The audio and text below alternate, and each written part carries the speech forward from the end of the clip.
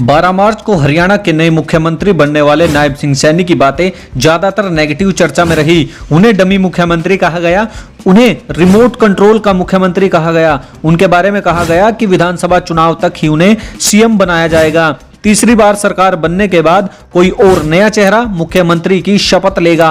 लोकसभा चुनाव में जिस तरह से मनोहर लाल खट्टर ने सुपर सीएम के तौर पर काम किया, उससे इस बात पर मोहर लगती हुई नजर आई कि सारी पावर खट्टर साहब के पास में है। चेले मुख्यमंत्री नायब सिंह सैनी को केवल दिखावे के लिए ही मुख्यमंत्री बनाया गया है। लेकिन पिछले 30 दिनों के दौरान नायब सिंह सैनी ने अपनी जमी जमाई अटकलों को पूरी तरह से चकनाचूर करने का काम किया, उनको पलटने का काम किया, उनको हटाने का काम किया। नायब सिंह सैनी ने यह बता दिया है कि वह डमी मुख्यमंत्री नहीं है, बल्कि वह पूरी तरह से पावरफुल मंत्री हैं, पावरफुल मुख्यमंत्री हैं और अपने बलबूते पर ही वह फैसले ले रहे हैं। 4 दिन पहले जब अमित शाह ने नायब सिंह सैनी के बारे में यह ऐलान कर दिया था कि उनकी अगुवाई में ही चुनाव लड़ाया जाएगा, उनकी अगुवाई में ही विधानसभा चुनाव लड़ा जाएगा, वही अगले मुख्यमंत्री होंगे, उसके बाद तो नायब सिंह सैनी का रंग ढंग दोनों बदल गया।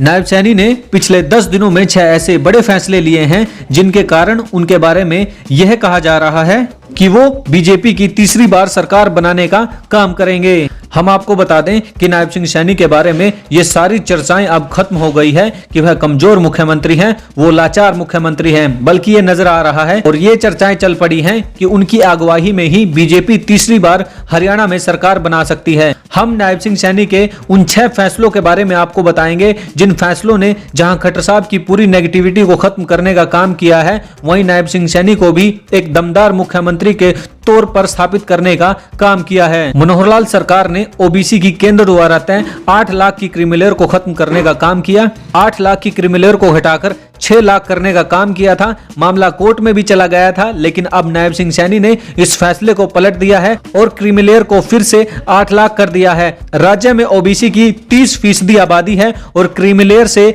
उनमें काफी नाराजगी थी। अब नायब सिंह सैनी को इस बात का क्रेडिट मिल गया है कि उन्होंने क्रीमिलेयर को दोबारा से 6 लाख से 8 लाख करने का काम किया है। बीजेपी की सरकार के खिलाफ सरपंचों में सबसे ज्यादा आक्रोश और गुस्सा देखने को मिला था। सरपंचों ने लोकसभा चुनाव में भी बीजेपी के खिलाफ जमकर काम करने का काम किया था।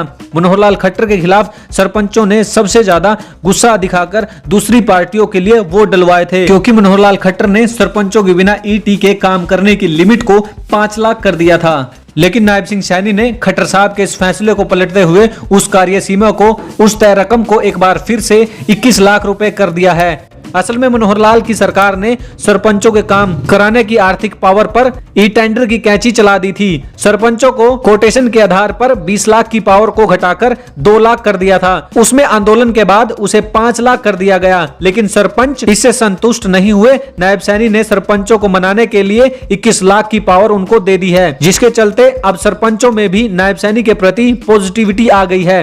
मनोहर लाल खट्टर ने खेतों में ट्यूबवेल दूसरी जगह शिफ्ट करने के लिए सोलर पंप की शर्त लगाई थी, जिससे किसानों में नाराजगी हुई। 70,000 से ज्यादा आवेदन रुक गए, लेकिन नायब सिंह सैनी ने किसानों को खुश करने के लिए अब सोलर पंप की शर्त को हटा दिया है। और परिवार पहचान पत्र को लेकर भी खट्टर साहब ने सबसे ज्यादा नाराजगी के शिकार थे। उनके फैसले से जनता में आक्रोश भी था, लेकिन परिवार पहचान पत्र को लेकर आम लोगों को सबसे ज्यादा परेशानी हुई थी, क्योंकि परिवार पहचान पत्र को लेकर पहली शर्त यह थी कि परिवार की आय आधार से लिंक बैंक खातों में मानी जाएगी या फिर राजपत्रित अधिकारी के प्रमाण पत्र से आकी जाएगी। लेकिन नायब सरकार ने अब यह तय कर दिया है कि यदि कोई व्यक्ति सादे कागज पर लिखकर अपनी राय प्रमाणित करता है, उसे मान्य कर दिया जाएगा। इसलिए अब नायब सैनी भी शहरी जनता के बीच परिवार पहचान पत्र को लेकर तमाम नेगेटिविटी के बीच में अपने लिए इस फैसले के जरिए मोटिवेट और पॉजिटिविटी हासिल कर गए हैं। पुलिस कर्मियों को भी खुश करने के लिए नायब सैनी ने बड़ा फैसला लिया है।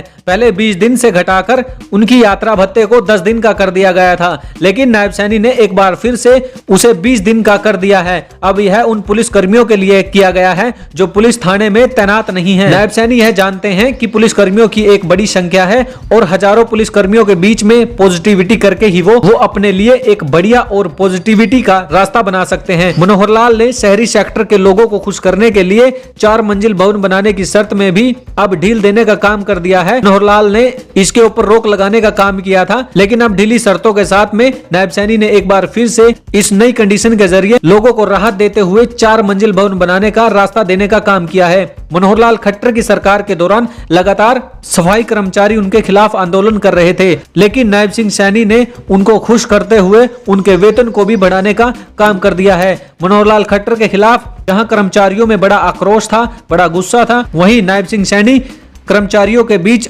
अपने लिए पॉजिटिव जगह बनाने की मुहिम में लगे हुए हैं, मुहिम में जुटे हुए हैं। नायब सिंह सैनी ने कौशल विकास रोजगार नियम के जरिए नौकरी पर लगे कर्मचारियों के वेतन को बढ़ाकर भी उनके बीच अपना पॉजिटिविटी पैदा करने का काम किया है। यानी यह 6 फैसले साफ तौर पर जाहिर करते हैं कि नायब सिंह सैनी ने मनोहर लाल खट्टर की नेगेटिविटी को खत्म करने का काम किया है और हरियाणा की जनता में पॉजिटिव मैसेज देने का काम किया है। यह बड़े फैसले लिए हैं। यानी यह 6 फैसले साफ तौर पर जाहिर करते हैं कि नायब सिंह सैनी ने मनोहर लाल खट्टर की नेगेटिविटी को दूर करने का काम किया है, हरियाणा की जनता में पॉजिटिव मैसेज देने का काम कर लिया है। यह बड़े फैसले लिए हैं और इन फैसलों के बदौलत अब नायब सिंह सैनी खट्टर साहब की छाया से बाहर निकल गए हैं और वह अपने बलबूते पर पॉलिटिक्स कर रहे हैं और उनकी अगुवाई में ही बीसी ओबीसी की 30% आबादी उनके साथ जुड़ती हुई नजर आ रही है। वहीं बीजेपी की सरकार के प्रति अब पॉजिटिविटी दिखाने लगी है। यानी अमित शाह ने जो नायब सैनी के बारे में, नायब सिंह सैनी के ऊपर जो भरोसा जताने का काम किया है, वो उस भरोसे पर खरा उतरते हुए नजर आ रहे हैं और उनकी अगुवाई में बीजेपी तीसरी बार सरकार बनाने के रास्ते पर चल पड़ी है। ऐसी ही हरियाणा की राजनीति से जुड़ी पल पल की अपडेट और खबरों के लिए और विश्लेषण के लिए बी न्यूज हरियाणा के फेसबुक और यूट्यूब चैनल को सब्सक्राइब और फॉलो करने का काम जरूर करें।